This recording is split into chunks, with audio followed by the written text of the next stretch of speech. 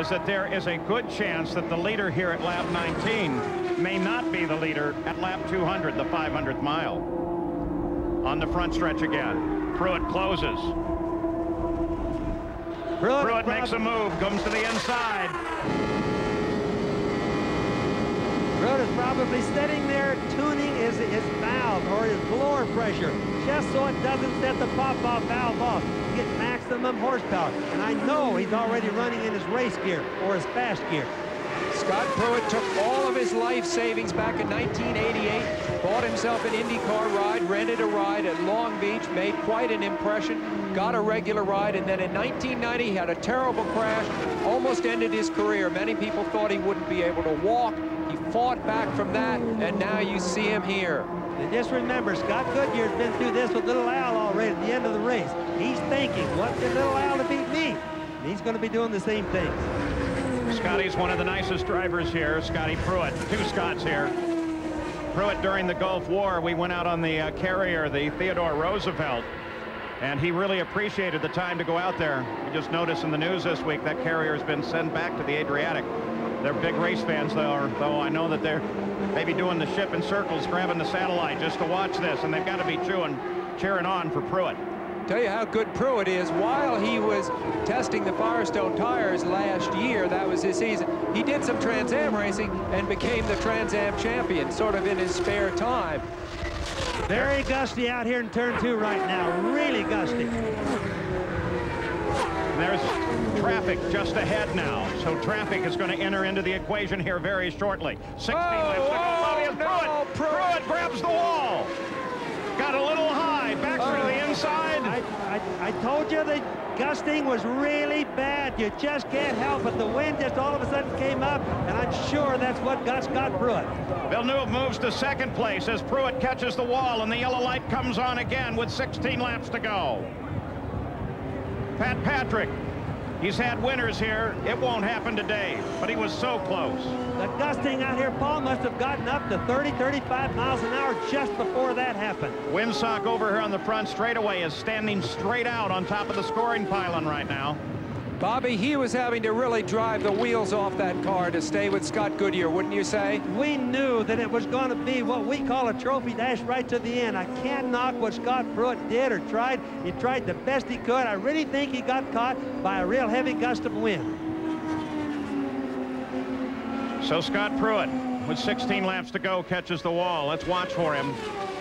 Oh, he just came through there, and you can just see he almost hit the whole wall sideways, or hit the car sideways, right almost even. The rear end was out just a little bit.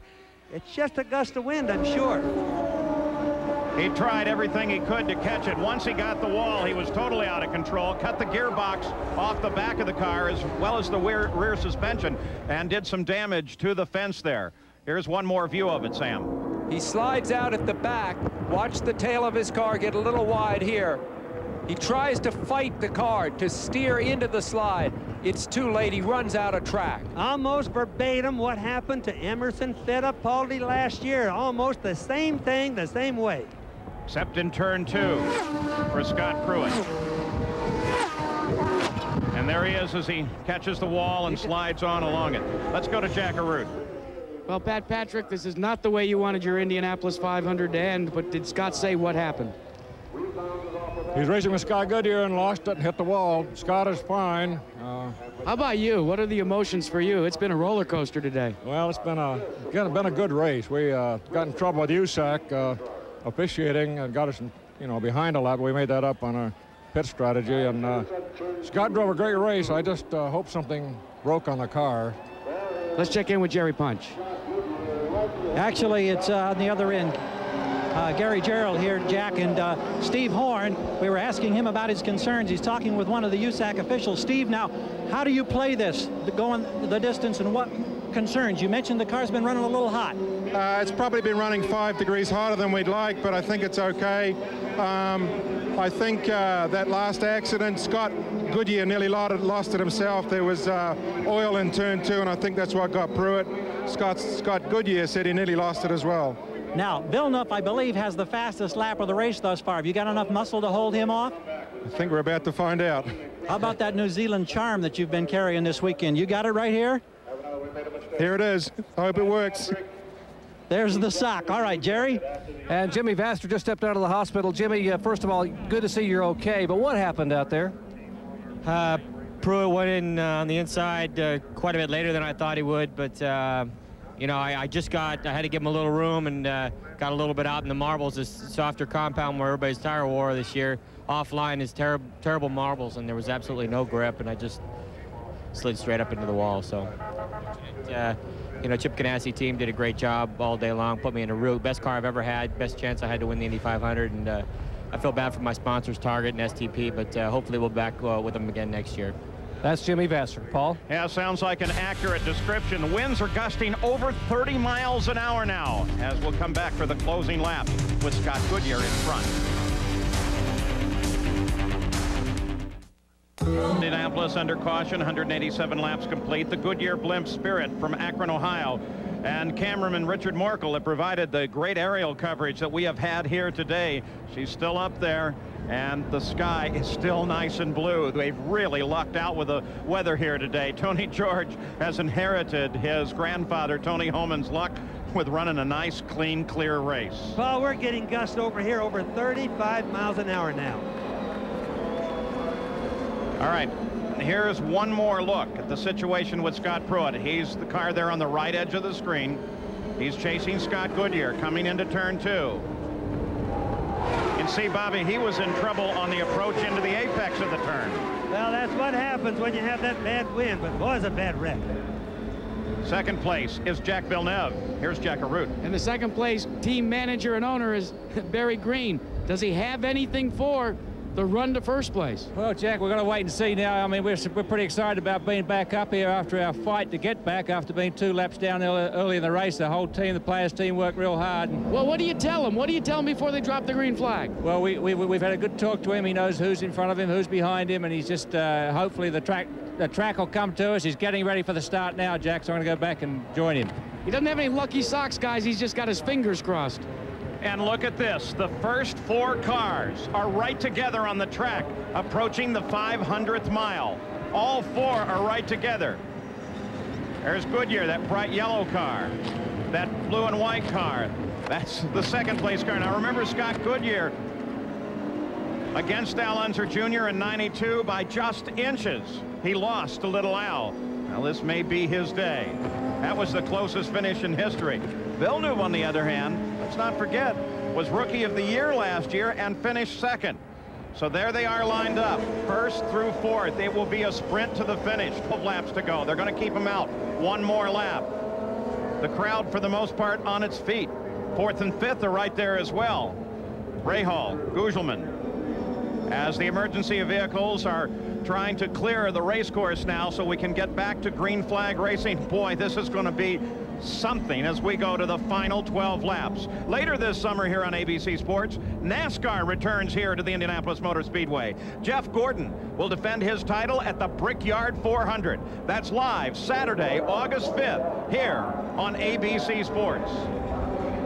All right, now, here's the situation. We have everybody that matters in this race, the first 4, right in contact with one another. There they are. Scott Goodyear in front. It'll be 10 laps to go.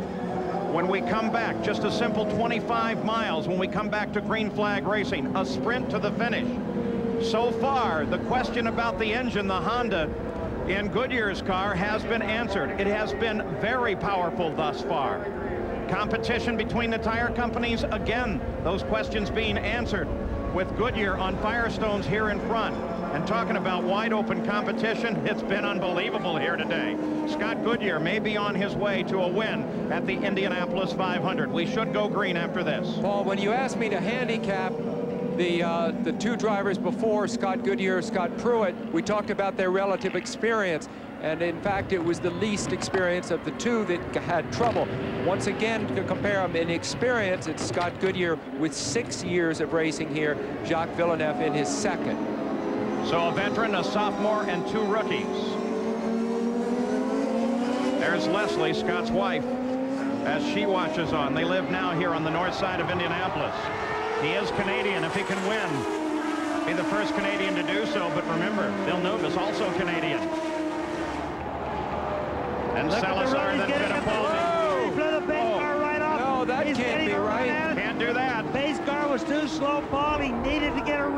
But they gave him the green flag anyway. Dwayne Sweeney is waving the green flag.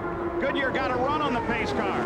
I think it was only a normal deal. The pace car just wouldn't accelerate. He just went too slow. Jacques Villeneuve was not anticipating that.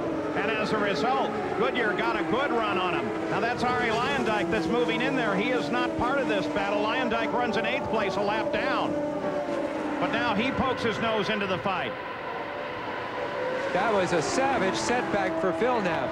Scott Goodyear going into turn 3 had to get moving. He couldn't wait any longer. Otherwise, the same thing would have happened to him that happened to Scott Pruitt before. And Rahal got around Salazar on that restart as well. And that puts Rahal up into the fight. The green car in the center of the screen is Eliseo Salazar, who's running in 3rd. Now that's Christian. No, that's Christian Fittipaldi. My apologies. Rahal right behind him. Salazar sitting just behind Rahal. Yes, also in a green car. Has dropped back suddenly. 9 laps to go. Wow, Fittipaldi in trouble in that car for a second. The track conditions, Bobby, must be terrible. They are. They're slippery, but remember, the gust comes up and goes down. If we one lap we have gust, next we don't. Oh, no.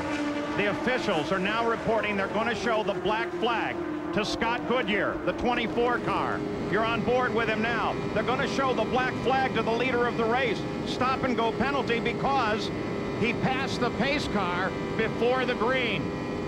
Scott Goodyear is about to lose the Indy 500 on a penalty. A black flag, stop and go. And look at Leslie. And Jacques Villeneuve may be about to win it because of a penalty, despite the fact you see him there in that blue and white car, despite the fact he himself suffered what appeared to be a death blow penalty, a 2-lap penalty much earlier in the race. So the story of this race, Bobby, no question about it, has been the role that the officials have played in the race. It's been a roll of penalties this entire race from start to finish, and it's just sad to see races end like this.